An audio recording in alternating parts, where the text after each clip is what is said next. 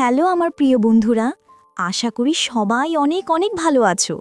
আমি তোমাদের ভালো রাখতেই তোমাদের জন্য সব নতুন নতুন গল্প নিয়ে আসি। তো তোমরা প্লিজ আমার চ্যানেলটি সাবস্ক্রাইব করে দাও। আজ তোমাদের শোনাবো মেলাতে গিয়ে কিভাবে কি করলাম সেই গল্পের দ্বিতীয় অংশ। তো চলো আর দেরি করে না মূল গল্পে চলে যাই। আর যারা আগের গল্পটি শোনোনি তারা শুনে নিও। রূপসীরও খিদে লেগেছিল, তাই আর আপত্তি করল না। ওকে নিয়ে মেলার দোকানে গেলাম। সেখান থেকে রসগোল্লা, লুচি আর জিলাপি খেলাম। আমি দোকানদারকে বললাম রূপসীকে আরও খাবার দিতে, কিন্তু রূপসী বলল, না না, আমি আর খাইতে পারুম না, পেয়ার ঢোল হয়ে গেছে। আমি আবারও ঠাট্টা করে বললাম, এখনো তো আসল জিনিস খাওই নাই, তাই এই অবস্থা। রূপসী আমার উড়ুতে একটা জোর চিমটি কেটে বলল, আবার ফাইজলামি। আমি বললাম, তাড়াতাড়ি চলো, তোমার স্বামী আমাগরে ওখানে খুঁজব, যদি দেহে আমরা নাই বসির মিয়া পাগল হয়ে যাইব। আমরা আবার আগের জায়গায় ফিরে এলাম। লোকজনের ভিড় কমে গেছে। ওখান থেকে অনেক দূর পর্যন্ত দেখা যায়। আমরা অন্ধকারে বসা থাকায় আমাদের কেউ দেখতে না পেলেও আমরা অনেক দূর পর্যন্ত দেখতে পাচ্ছিলাম। বসির ফিরে এলে আমরা দেখতে পাব। শীত আরও বেড়ে গেছে। রূপসী রীতিমতো কাঁপছিল। আমি বসলে রূপসী উষ্ণতার জন্য আমার গায়ে গা লাগিয়ে বসল। জায়গাটা একেবারেই নির্জন। আমি আর লোভ সামলাতে পারলাম না। রূপসীর বাম হাত টেনে নিয়ে চেপে রাখলাম। রূপসীও ওর ডান হাতে আমার ডান হাত জড়িয়ে ধরে আমার কাঁধে মাথা রাখল। আমার ডান কনুয়ে ওর নরম চাপ অনুভব করলাম, ফলে আমার চাপ আর থামিয়ে রাখতে পারলাম না। আমি পা উঁচু করে বসলাম, যাতে লুঙ্গিতে তাঁবু না তৈরি হয়। রূপসীর গরম শ্বাস আমার গালে আর থুতনিতে লাগছিল। ওর শরীর থর থর করে কাঁপছিল। আমি ওকে আরেকটু গরম করে দেওয়ার লোভ সামলাতে পারলাম না। আমি আমার মুখ ডান দিকে ঘুরিয়ে বাম হাতে ওর থুতনি ধরে মুখটা একটু উঁচু করে ওর নাকে আলতো একটা চুমু দিলাম। ঠিক এই সময় আমি বশিরকে দেখলাম, এদিকে ওদিকে তাকিয়ে আমাদের খুঁজছে। কাবাব মে হাড্ডি আর আসার সময় পেল না। আমি সে কথা রূপসীকে বললাম, কিন্তু রূপসীর নড়ার কোনো লক্ষণ দেখলাম না। আমি এবারে ওর মুখোমুখি হয়ে দুই হাতে ওর মাথা ধরে আদর দিয়ে বললাম, তোমাক বালবাইসা ফালাইছি রূপসী, তোমার বিয়া না হলেই বালা হইতো। রূপসী আমার মুখের দিকে ফ্যাল ফ্যাল করে তাকিয়ে থাকল, তারপর চোখ মুছল। সর্বনাশ, মেয়েটা কাঁদছে। আমি ওর চোখ দুটোতে চুমু দিলাম আর ওর চোখ মুছে দিলাম। ও একটা দীর্ঘ শ্বাস ছেড়ে বলল, চলেন যাই। তারপর ওকে নিয়ে বশিরের দিকে হাঁটা দিলাম। রূপসী আমাকে জড়িয়ে ধরে রাখল। যখন আলোতে এলাম তখন ছাড়ল। বশির সম্ভবত টাকা জোগাড়ের চেষ্টা করেছে জন্য ওর দেরি হয়েছে, কারণ সে টিকিট কাটার জন্য পিড়াপিড়ি করছিল। কিন্তু আমি ওকে টিকিট কাটতে না দিয়ে নিজেই কাটলাম। বশির দুটো চাদর এনেছিল। বলল, বাড়ি তার চাদর নাই, দুইটাই ছিল, নিয়ে আইসি। সিদ্ধান্ত হলো আমি আর বশির একটা আর রূপসী আর একটা চাদর ব্যবহার করব। আমরা আর দেরি না করে প্যান্ডেলে ঢুকলাম। একে তো যাত্রাপালার প্রথম শো, তার উপরে মেলারও প্রথম দিন, প্রচণ্ড ভিড়। ঠেলা ঠেলি করে ঢুকতে হলো। আমি বশিরকে লাইনের আগে দিয়ে তারপরে রূপসী, তারপরে আমি দাঁড়ালাম। ভিড়ের ঠেলায় রূপসীর সাথে আমার লাগছিল। আমরা গ্রাম্য পরিবেশে মাটিতে বসার টিকিট কেটেছিলাম। দেখলাম ইতিমধ্যেই সব জায়গা প্রায় ভরতে গেছে। আমি বশিরকে বললাম একেবারে পিছনের দিকে বেড়া ঘেঁষে বসার জন্য। আমি ইতিমধ্যেই সিদ্ধান্ত নিয়ে ফেলেছি যে করেই হোক আজ রাতে আমি রূপসীকে, তাতে যত রিস্ক নিতে হয় নেব। মঞ্চ আমাদের থেকে অনেক দূরে, তবুও বেশ পরিষ্কার দেখা যাচ্ছিল। রাত 10টার দিকে শুরু হলো নাচ। যাত্রাপালার নাচ যারা না দেখেছে তাদের সে নাচ সম্পর্কে তথ্য দেওয়া খুবই কঠিন। যা হোক, স্বল্প বসনা উৎকট প্রসাধনে সজ্জিত মেয়েগুলো বিভিন্ন হিন্দি গানের সাথে নাচ দেখাতে লাগলো। আমরা তিনজনে গাদাগাদি করে বেড়ায় পিঠ ঠেকিয়ে হেলান দিয়ে বসেছিলাম।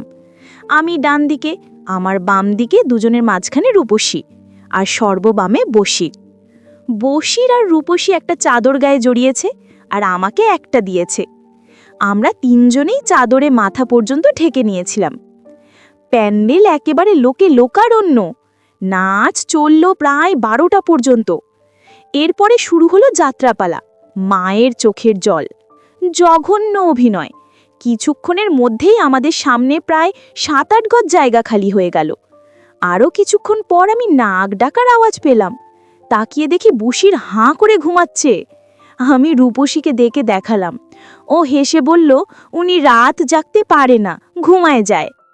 আমি আশপাশ থেকে কিছু খড় গুছিয়ে একটা পুটলি বানিয়ে রূপসীকে বললাম, বেচারা কষ্ট করে ঘুমাচ্ছে, এইটা হের মাথায় বালিশ বানায় শুয়ায় দাও। রূপসী পুটলিটা হাতে নিয়ে বসিরকে ধাক্কা দিয়ে জাগালো এবং শুতে বলল। বসির মুহূর্তের জন্য চোখ খুলে পুটলিটা মাথার নিচে দিয়ে শুয়ে পড়ল। বসির শোয়ার সঙ্গে সঙ্গে রূপসীর গা থেকে চাদর সরে গেল। একজন শোয়া মানুষের সাথে আরেকজন বসা মানুষ কখনো একটা চাদর গায়ে দিতে পারবে না। এক্ষেত্রে ঠিক সেটাই হলো। রূপসী রাগ করে বলল, নাদান একটা। আমি এই সুযোগটাই চাইছিলাম। আমি আমার চাদর ফাঁক করে রূপসীকে ডাকলাম। কথায় বলে শীতের কাছে সবাই কাবু। রূপসীও বিনা আপত্তিতে আমার চাদরের মধ্যে ঢুকে গেল। আমি আমার বাম হাত দিয়ে ওকে জড়িয়ে বুকের সাথে টেনে নিলাম। আমাদের মাথা চাদরে মুড়ি দেওয়া থাকায় দূর থেকে কেউ বুঝতে পারবে না যে আমার সাথে একটা মেয়ে আছে। তাছাড়া জায়গাটাও ছিল একটু অন্ধকারাচ্ছন্ন। তাছাড়া দর্শকরা সবাই যাত্রায় মগ্ন। আমি আমার বাম হাত দিয়ে ওকে আমার শরীরের সাথে চেপে রেখেছিলাম। আমার বাম হাতে আমি ওর বাম হাত ধরে রেখেছিলাম। ওর শরীরের স্পর্শে আমার বাড়ার বেড়ে গেল আর টন টন করতে লাগলো। আমি আর দেরি করলাম না। আমার বিশ্বাস ছিল রূপসী আমাকে দিয়েছে যখন, তখনও সব কিছুই দেবে, কিন্তু অবশ্যই আমাকে সেটা আদায় করে নিতে হবে। ও যেচে আমাকে সব হাতে তুলে দেবে না। সুতরাং আমি রূপসীর বাম হাত ধরা আমার বাম হাত থেকে ছেড়ে দিলাম আর ওর বাম হাতের নিচ দিয়ে হাতটা ঢুকিয়ে দিলাম। রূপসী বাধা দিল না, দেবে না। আমি চাদরের নিচে মুখ টেনে এনে বারবার আদর দিচ্ছিলাম। রূপসী হাঁটু ভাঁজ করে বসেছিল। আমি ওর হাঁটুর উপরে ডান হাত রাখলাম। রূপসী প্রথমেই চাপ দিয়ে স্পর্শ করতে বাধা দিল, কিন্তু আমার হাত ক্রমাগত ঠেলতে দেখে পরে আর বাধা দিল না। আমার জীবনে সেটাই ছিল এক অনন্য অবিস্মরণীয় ঘটনা। একটা মেয়ে তার ঘুমন্ত স্বামীর পাশে শুয়ে, ভাবা যায় কিছুক্ষণ পর ওর হয়ে গেল, কিন্তু আমার আর কিছু হলো না। এভাবে আসলে কি পারা যায়? রূপসীর সম্ভবত আমার ব্যাপারটা বুঝতে পারল। মেয়েরা অনেক কিছু বোঝে। ও নিজেই বের করে বলল, চলেন বাইরে যাই। আমি বললাম, কিন্তু বসির যদি জেগে গিয়ে আমাদের খোঁজে? রূপসী বলল, ও জাগবি নানি, আমি জানি, তাড়াতাড়ি চলেন। আমি আর কথা বাড়ালাম না। দুজনেই উঠে দাঁড়ালাম। রূপসী বলল, দাঁড়ান, হোকগুলান লাগাইনি। আমি দুষ্টামি করে বললাম, খোলাই থাকুক না, চাদরের নিচে কিটা দেখবি নে। রূপসী আমার কথাই মেনে নিল। আমরা দুইজনেই চাদর দিয়ে মাথা মুখ ঢেকে নিলাম। কেবল চোখগুলো বেরিয়ে থাকল। গেটের দিকে গিয়ে দেখি এত সাবধানতার প্রয়োজন ছিল না। গেট খোলা, পাহারা দেবার কেউ নেই। বাইরে বেরিয়ে দেখি কিচ্ছু দেখা যাচ্ছে না। শুনশান নিস্তব্ধ। কেবল প্যান্ডেলের ভেতর থেকে অভিনেতাদের গলার আওয়াজ পাওয়া যাচ্ছিল। এমন কুয়াশা পড়েছিল যে 5 হাত দূরের জিনিসও দেখা যাচ্ছিল না। একদিক থেকে ভালোই হলো, কেউ আমাদের দূর থেকেও দেখতে পাবে না। আমরা প্রায় 10 মিনিট হেঁটে গ্রামের ফসলের ক্ষেতের মধ্যে চলে এলাম। আরও প্রায় 5 মিনিট হাঁটার পর পেলাম বিশাল এক পাট ক্ষেত।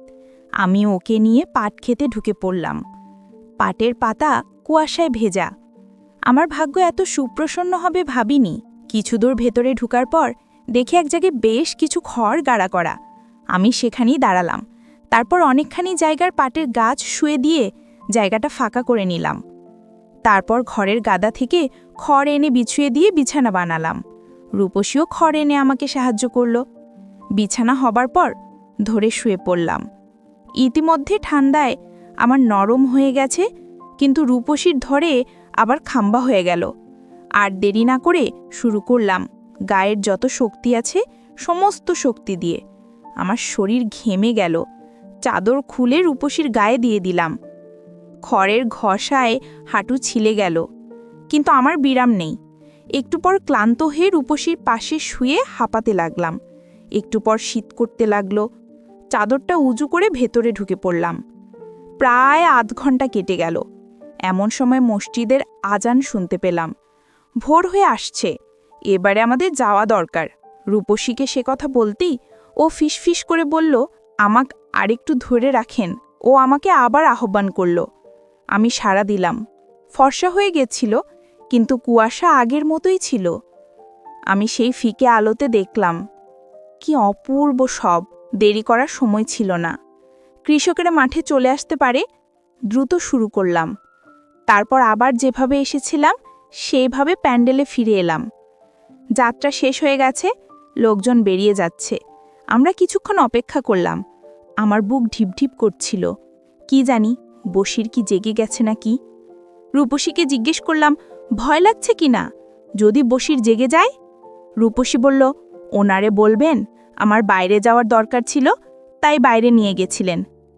তাজ্জব বুদ্ধি তো মেয়েটার মাথায়। কিন্তু না, বসির একইভাবে ঘুমাচ্ছে। বলরটা জানতেও পারল না এইদিকে কি হয়ে গেল। রূপসী ধাক্কা দিয়ে বসিরকে জাগালো। জেগে উঠে বোকার মতো হাসি দিয়ে বলল, ও, যাত্রা শেষ হয়ে গেছে না? আমি বললাম, হ্যাঁ ভাই, ওডেন এখন বাড়ির জাতি হবে। রূপসীর ঠিকানা নেওয়া সম্ভব হয়নি। বিদায় নেবার সময় ওর চোখে পানি দেখেছিলাম। ঠিক যাওয়ার পূর্ব মুহূর্তে বসিরকে রেখে রূপসী আবার ফিরে এলো। কাছে এসে ফিসফিস করে বলল, আমার যাইতে ইচ্ছা করতেছে না। মনে হচ্ছে আমনের সাথে ভাইগে যাই, কিন্তু সে উপায় তো নাই। তো বন্ধুরা, কেমন ছিল আজকের এই গল্পটি তোমাদের কেমন লেগেছে তা আমাকে কমেন্ট করে জানিয়ে দিও। আর তোমরা কেমন গল্প শুনতে চাও আমাকে বলো, আমি তোমাদের জন্য সেই রকম গল্প নিয়ে আসব। তোমরা সবাই অনেক অনেক ভালো থেকো। আর আমার এই ভিডিওতে লাইক দিয়ে চ্যানেলটি সাবস্ক্রাইব করে দাও।